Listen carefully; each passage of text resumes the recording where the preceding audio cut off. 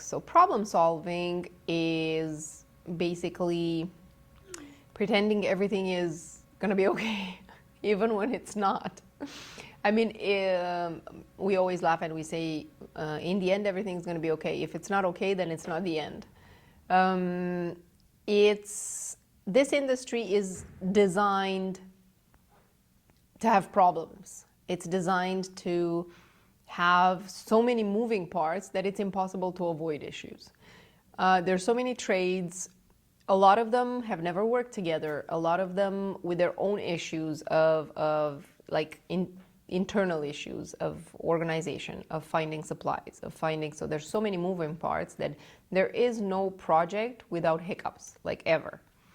And problem solving becomes something that is weaned into the fabric of each of our beings, basically.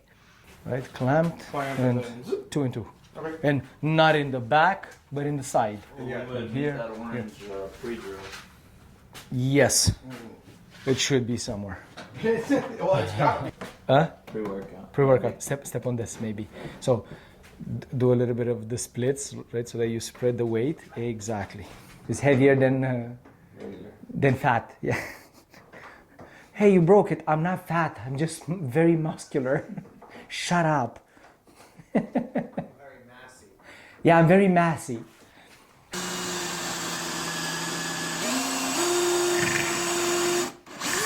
It's not even tightened there. The construction adhesive, right? On the back of the... You put in front of the shim and in the back of the shim.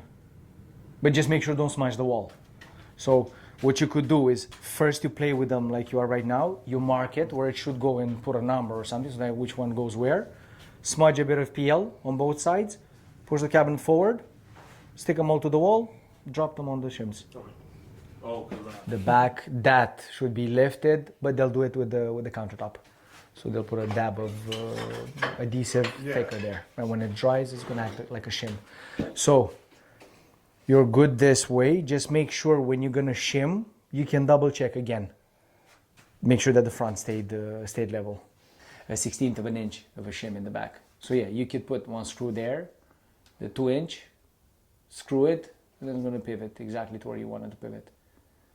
Okay. Good luck. Cope the back wall into them. And see, there's a whole procedure. 93 and 7 eighths. 2 1/4, right? 1, 2, 3, 3/4. Inch and a half. 7 eighths.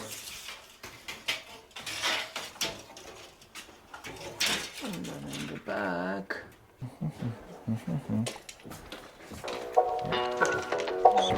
So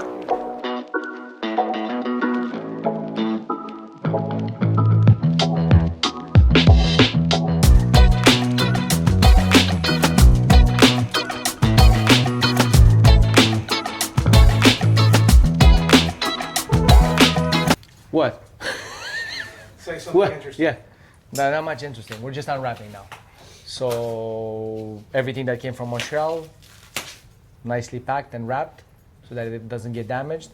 Now it's going to be a lot of work to open them up and separate them by color. As I was talking to Max earlier, luckily for us, the difference in color is like night and day. But the difference between night and day is like at 6 o'clock in the morning, right? They're very, very close. So you cannot really tell the difference. The bedroom unit is slightly darker than or the other way around.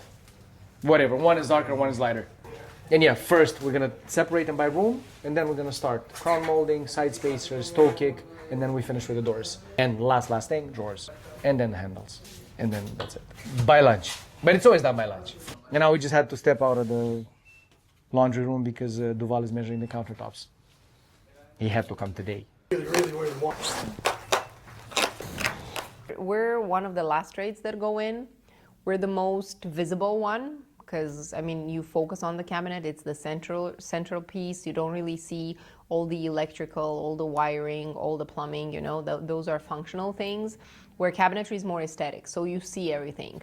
We're one of the last trades to go in, but we're one of the first ones that have to be part of the project. This way they can be transported for 2,000 miles. Yeah, and you have no damage. But we do it this one, you're gonna see, even here. I've seen shops that are using paper for painted stuff, just so that they don't rub. And you But put that's paper, not protection, that's just, and it still scratches. If you move this foam over the painted surface, nothing's gonna happen. 100%. If you move paper, It's scratching. it will scratch. Like again, they're very superficial scratches, but you put, nonetheless, they're scratches. 2, 4, 6, 8. No, this is only one. Yeah, it's only one. So we could put them inside of the cabinet actually. This unit is flat. oh, Whatever has a shaker on it, it means that it's for the bathroom. bathroom, okay. And we could do the same thing to where we put. Oh, but we have room here. There's room here. There's room here. Yeah. And there's nothing yet for the bathroom. There's Are there these long two seats. strips? I think it's safer to bring them there wrapped, right? Yes, definitely. There's a lot. You could, but then you have to do this turn.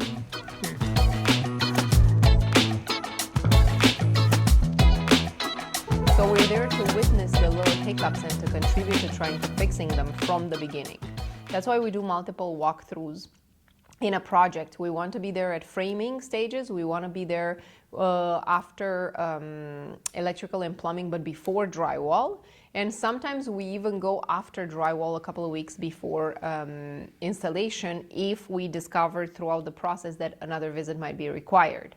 All this to try to prevent to the best of our abilities any issues on site, but nothing is 100% preventable. So even if we go out of our way trying to implement certain steps, there still is a risk of like little issues here and there. And those we get to address on site. And at that point, everything has been built according to the specs developed so far. So whatever issues we run out on site that couldn't be prevented, it's a matter of resolving it with the parts and the pieces that we already have. Because should have, could have, would have went out the window, right? At that point, we're there. This was manufactured. We understand that other trades had little issues that kind of kept them from delivering 100% the space for us as they should have, but that doesn't mean that we're going to take everything back to the shop and take a beating on timeline and cost to make it to new specs. At that point, there has to be a compromise between the designer, the client, and ourselves to how can we address this with what we have on hand.